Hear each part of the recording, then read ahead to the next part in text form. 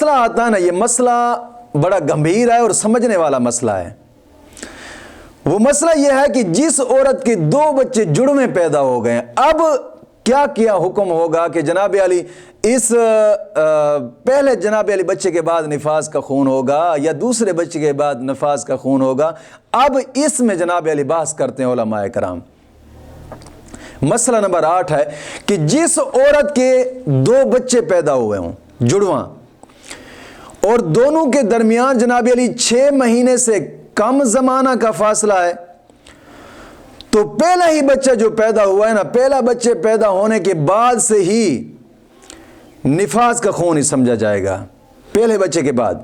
اگر 6 مہینے سے کم زمانہ گزرا ہے، یعنی ایک بچہ پیدا ہوا، اب 2 مہینے بعد دوسرا بچہ پیدا ہو گیا، یہ بھی جڑوے شمار ہوتے ہیں، یا 3 مہینے بعد بچہ دوسرا پیدا ہو گیا، یا 4 مہینے بعد، 5 مہینے بعد، یعنی 6 مہینے سے کم میں اگر جناب علی دوسرا بچہ، پہلے اور دوسرے بچے کے درمیان 6 مہینے سے کم کا فاصلہ ہے، تو پھر پہلے بچے کے بعد ہی نفاس کا خون ہی سمجھا جائے گا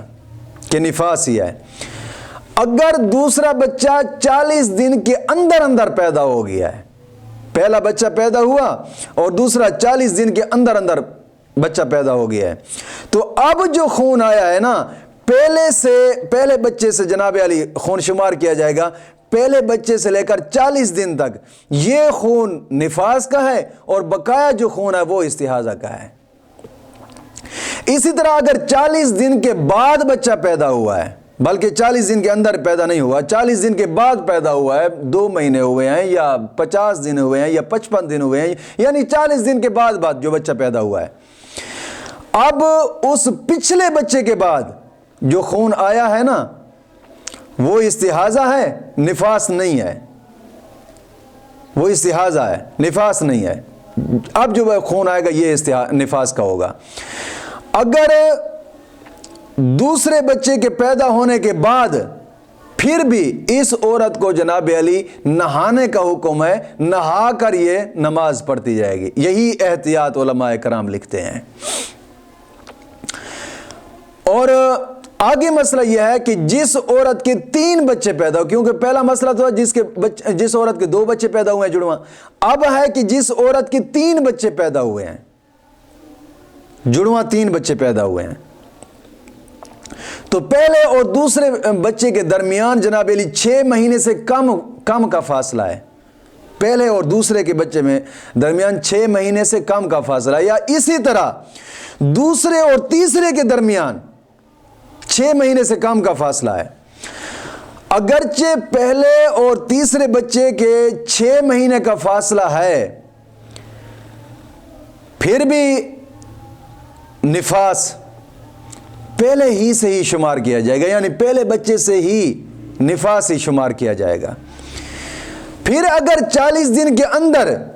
یہ دونوں بچے پیدا ہو گئے، 40 دن کے اندر دونوں بچے پیدا ہو گئے، تو پہلے کے بعد سے جناب علی جیسے پہلا بچہ پیدا ہوا تھا،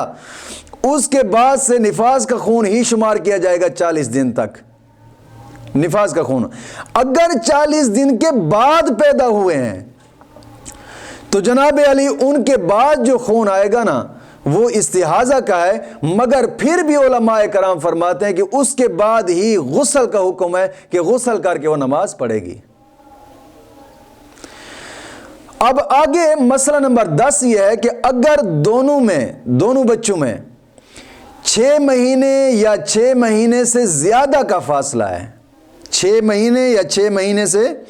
زیادہ کا فاصلہ ہے، تو دوسرے کے بعد جناب علی نفاس کا خون شمار کیا جائے گا۔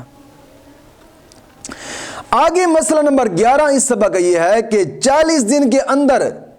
کبھی خون آیا ہے اور کبھی بند ہو گیا، کبھی خون آیا کبھی بند ہو گیا، کبھی خون آیا کبھی بند ہو گیا، تو سبھی ہی نفاس کا ہی شمار کیا جائے گا، اگرچہ 15 دن کا فاصلہ کیوں نہ ہو جائے۔ یعنی ایک عورت ہے، اس کو بچہ ہوا ہے اور جناب علی 10 دن خون آیا، پھر 15 دن گزر گئے، پھر 15 دنوں کے بعد پھر خون آ گیا ہے، تو یہ سارے کا جناب علی نفاس میں ہی شمار کیا جائے گا۔ آگے اس سبق کا مسئلہ یہ ہے کہ نفاس کے رنگ کیا ہیں، نفاس کے خون کے. یہ یاد رکھیے گا کہ نفاس کا جو خون ہوتا ہے اس کے رنگ بھی وہی ہیں جو خون کے رنگ ہیں، جو حیض کے ہم شمار کر چکے ہیں. حیض کے خون کے رنگ، جو حیض کے خون کے رنگ ہیں وہی نفاس کے خون کے رنگ ہیں. یہ